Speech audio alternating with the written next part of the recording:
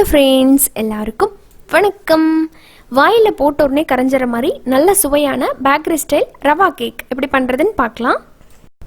Cake பண்ணுறதுக்கு முதல்ல batter ready பண்ணிக்கலாம். அதுக்கு ஒரு பவுலில் 1 கப் ரவை சேர்த்துக்கிறேன். ரவை வந்து நல்லா நைஸாக இருக்கணும், ரொம்ப தரன்னு இருக்கக்கூடாது. உங்களுக்கு தரன்னு இருக்கிற மாதிரி இருந்ததுன்னா மிக்சியில் போட்டு ஒரு டைம் அரைச்சி எடுத்துக்கோங்க.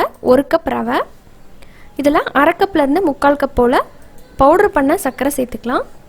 நான் வந்து 3/4 கப் அளவுக்கு சர்க்கரை சேர்த்துருக்கேன். இப்போ இது ரெண்டையும் சேர்த்துட்டு கலந்து விட்டுடலாம். அடுத்ததாக இதில் அரை டீஸ்பூன் சோடா உப்பு, ஆப்ப சோடா, கூடவே 1 டீஸ்பூன் பேக்கிங் பவுடர், 1 பிஞ்ச் வந்து உப்பு சேர்த்துக்கலாம். இந்த ட்ரை இன்க்ரீடியண்ட் எல்லாம் சேர்த்துட்டு நல்லா மிக்ஸ் பண்ணி விட்டுடலாம். அடுத்ததாக இதில் 1/4 கப் எண்ணெய் சேர்த்துக்கிறேன். எண்ணெய்க்கு பொதுவாக நீங்கள் உருக்குன ரூம் டெம்பரேச்சரில் இருக்கிற வெண்ணெய் கூட பயன்படுத்திக்கலாம். இப்போ அதை சேர்த்து கலந்து விட்டுட்டு அடுத்ததாக இதில் நம்ம பால் சேர்க்க போகிறோம். பால் வந்து சின்ன டம்ளரில் 1 டம்ளர், மில்லியில் சொல்லணுன்னா ஒரு 80 மில்லி அளவுக்கு இருக்கும். அந்த அளவுக்கு சேர்த்துட்டு நல்லா மிக்ஸ் பண்ணி விடுங்க. கன்சிஸ்டன்சி பொறுத்து நீங்கள் கூட குறைய சேர்த்துக்கலாம். இப்போ கலந்து விட்டாச்சு. இதில் வந்து நல்லா வாசனைக்காக 1 டீஸ்பூன் வெண்ணிலா எசன்ஸ் சேர்த்துக்கிறேன். அதையும் போட்டு மிக்ஸ் பண்ணிவிட்டு நம்ம இதை கொஞ்சம் நேரம் ஊற வைக்க போகிறோம். ஒரு அரை மணி நேரம் அளவுக்கு இது ஊறட்டும். ரவை வந்து அப்போ தான் சாஃப்டாக இருக்கும். இப்போ ஒரு 25 நிமிஷம் ஆயிருக்கு. இப்போ பாருங்கள், ரவை வந்து நல்லா நம்ம அந்த சேர்த்த எண்ணெய் பாலையெல்லாம் நல்லா அப்சர்வ் பண்ணிவிட்டு இந்த மாதிரி கொஞ்சம் திக்காக இருக்குது. இப்போ இதில் நம்ம தயிர் சேர்த்துக்கலாம். அரை கப் தயிர், 100 கிராம் தயிர் சேர்த்து மிக்ஸ் பண்ணி விட்டுடலாம்.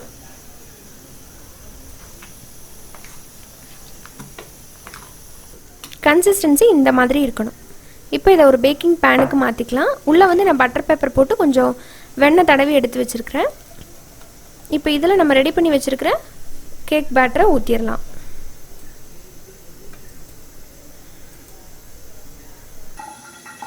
இதை லைட்டாக டேப் பண்ணிவிட்டு மேலே வந்து நட்ஸ் போட்டுக்க போகிறேன். நட்ஸ் வந்து மேலே இந்த மாதிரி போடும்போது உங்களுக்கு சென்டரில் பாட்டமில் எல்லாம் பேக் ஆகி வரும்போது நல்லா உள்ளே இருக்கும். நீங்கள் மேலாப்பில் தெரியணும் அப்படின்னா கேக் வந்து ஒரு பாதி வெந்ததுக்கப்புறம் போடணும். இப்போ பாருங்கள், ஒரு 15 நிமிஷம் போல் பேனை வந்து ப்ரீ ஹீட் பண்ணி வச்சுருக்கிறேன். உள்ளே மணல் போட்டுட்டு இப்போ சூடான பேனுக்குள்ளே நம்ம கேக் டின்னை உள்ளே வச்சுட்டு மறுபடியும் மூடிடலாம்.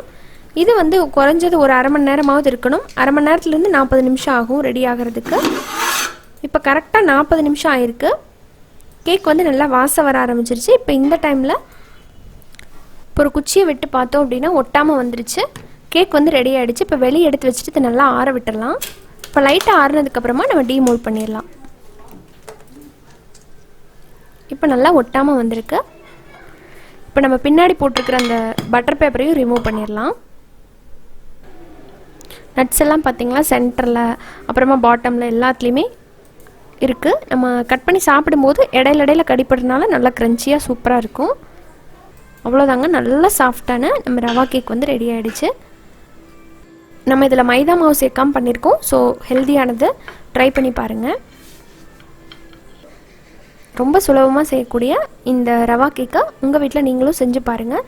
பார்த்தீங்களா, அப்படியே தொட்டோன்னே உடஞ்சி போகிற அளவுக்கு நல்லா சாஃப்டாக இருக்குது. ஸோ ட்ரை பண்ணிவிட்டு உங்களோட ஃபீட்பேக் சொல்லுங்கள். இந்த வீடியோ உங்களுக்கு பிடிச்சிருக்குன்னு நினைக்கிறேன். பிடிச்சிருந்தா லைக் பண்ணுங்கள். யூஸ்ஃபுல்லாக இருக்குது அப்படின்னு நினச்சிங்கன்னா ஃப்ரெண்ட்ஸ் அண்ட் ஃபேமிலியோட நம்ம வீடியோவை ஷேர் பண்ணிக்கோங்க. நம்ம நிக்கீஸ் கிச்சன் வீடியோவை நீங்கள் இப்போ தான் ஃபஸ்ட் டைம் பார்க்குறீங்க அப்படின்னா நீங்கள் வீடியோ பார்த்துட்டு இருக்கும்போது கீழே சப்ஸ்கிரைப் அப்படின்னு சொல்லிட்டு ஒரு ரெட் கலர் பட்டன் இருக்கும். அதை கிளிக் பண்ணிடுங்க. அதை கிளிக் பண்ண உடனே ஒரு பெல் சிம்பிள் வரும். அதில் ஆல் அப்படிங்கிற ஆப்ஷனை மறக்காமல் கிளிக் பண்ணிக்கோங்க ஃப்ரெண்ட்ஸ். அப்போ தான் நான் இனிமேல் போடுற வீடியோஸோட அப்டேட் உங்களுக்கு உடனே ஒரு நோட்டிஃபிகேஷனாக கிடைக்கும். நான் வீடியோ போட்டுட்டேன் அப்படின்ட்டு அப்போ என்னோட எல்லா வீடியோவையும் நீங்கள் மிஸ் பண்ணாமல் பார்க்க முடியும். இன்னொரு இன்ட்ரெஸ்டான ரெசிபியோட உங்கள் எல்லாரையும் சீக்கிரமாக வந்து மீட் பண்ணுறேன். அது வரைக்கும் நன்றி, வணக்கம்.